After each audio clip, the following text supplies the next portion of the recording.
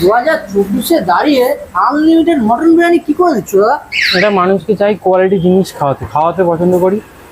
আচ্ছা, কোয়ালিটির জিনিসের জন্য আনলিমিটেড মটন বিরিয়ানি হচ্ছে। একদম। এই মটন এখন যা মার্কেটে যে বাজার, ঠিক আছে, মার্কেটে এখন মটনের যা রেট, সেই হিসাবে আনলিমিটেড কি করে দেওয়া হচ্ছে?